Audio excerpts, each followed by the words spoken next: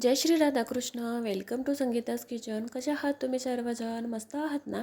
मस्तच राहा, चांगले चांगले पदार्थ बनवत राहा आणि खात राहा. तर हे पहा, तर आज मी छान अशी मस्त अशी वांग्याची भजी बनवलेली आहे आणि सोबत बटाट्याची भजी देखील बनवलेली आहे. तर त्यासाठी वांगे आणि बटाटे छान असे कट करून घेतलेले आहेत आणि आपल्याला लागणार आहे हिरवी मिरची आणि कोथिंबीर. आणि हिरवी मिरचीची मी छान अशी पेस्ट करून घेतलेली आहे अशी, आणि जाडसर अशी पेस्ट करून घेतलेली आहे. तर चला, तर मस्त असं आपला बाऊल घेतलेला आहे मी आणि त्याच्यामध्ये मोठे असे 2 चम्मच चणापीठ टाकून घेतलेलं आहे.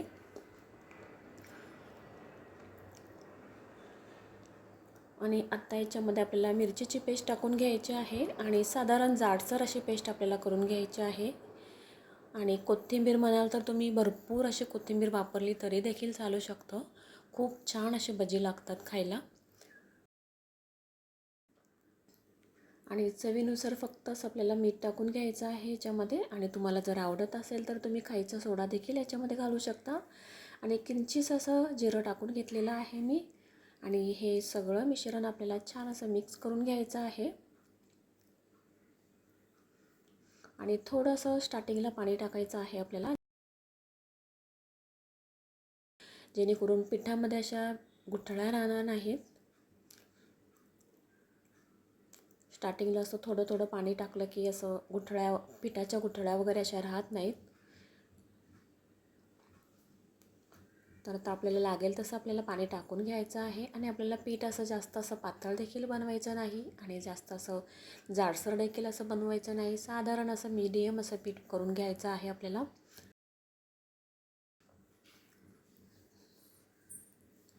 आणि मिरचीची पेस्ट इथे वापरलेली आहे आणि कोथिंबीर टाकून घेतलेली आहे. आणि कोथिंबीर अशी जास्त अशी कोथिंबीर छान असे बारीक असे चिरून टाकून घ्यायचे आहे आपल्याला याच्यामध्ये. आणि जेवढी अशी कोथिंबीर तुम्ही जास्त अशी टाकाल तेवढी असं भजी अशी दिसायला खूप असं छान असं सुंदर असा कलर दिसतो भजीला. तर पीठ तर आपला रेडी झालेला आहे. तर याच्यामध्ये आता वांग्याचे काप टाकून घेऊया. वांगे पण छान असे मीडियम आकारामध्ये कट करून घेतलेले आहेत. तर त्याच्यामध्ये टाकून घेतलेले आहेत. तर पाहू शकता वांग असं छान असं बुडवून घेतलेले आहेत तर वांगे पिठामध्ये, चणा पिठामध्ये आपल्या. आणि इकडे आपलं तेल देखील छान असं उकळलेलं आहे. तर त्याच्यामध्ये आपले वांग्याचे भजी असे करून घेऊया. आणि तेल जर आपलं जास्तच असं उकळून गेलेलं आहे, त्यामुळे जास्त अशी भजी टाकून घेतलेली नाही मी. फक्त अशी 4च टाकून घेतलेले आहे, कारण पूर्ण असे काळपट होऊन जाणार.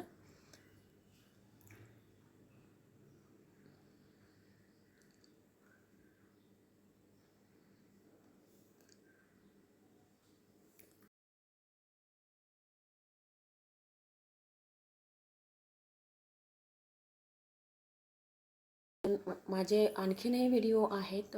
शिरावरची भजी, दुधीची भजी देखील मी बनवलेली आहे. त्याचे व्हिडिओज देखील तुम्ही पाहू शकता.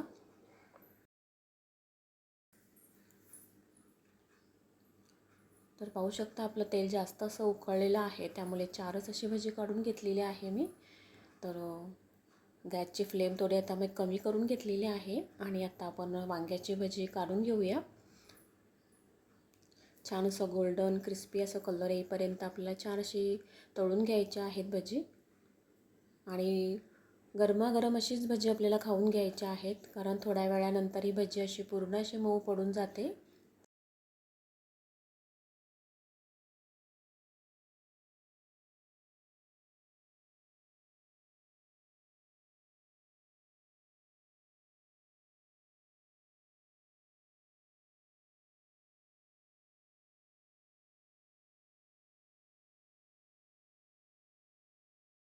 भजीची तर आपली एक बाजू छान अशी तळून झालेली आहे. तर आता आपण पलटी करून घेऊया.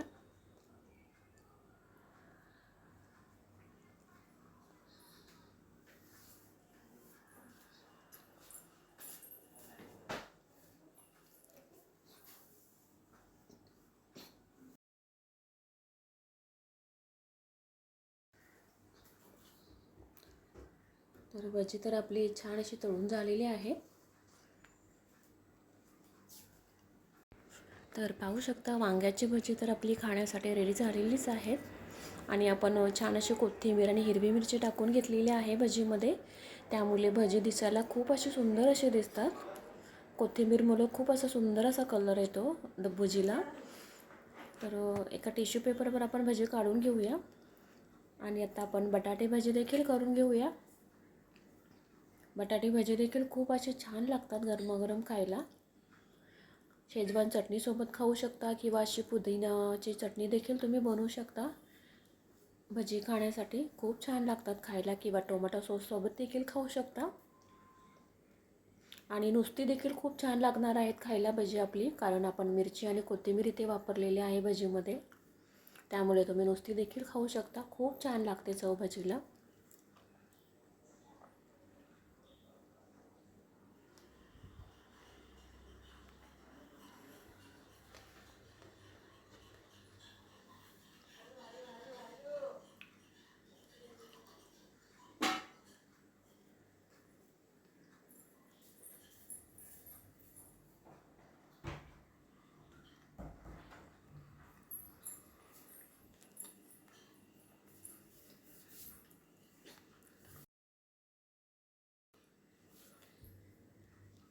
तर पाहू शकता एक बाजू तर छान अशी तळून झालेली आहे.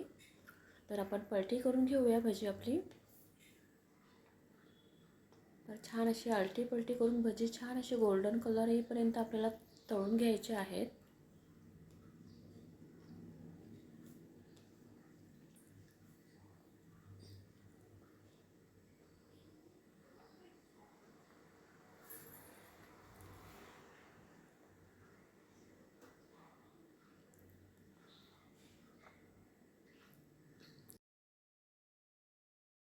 तर छान अशी पलटी करून झालेली आहेत भजी आपली. बटाटा भजी तर आपली रेडी झालेलीच आहेत खाण्यासाठी. तर आपण काढून घेऊया.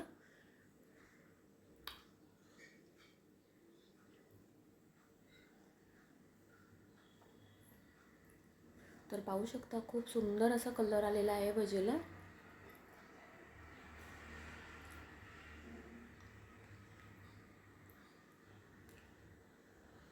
तर टिश्यू पेपरवर आपण भजी काढून घेऊया.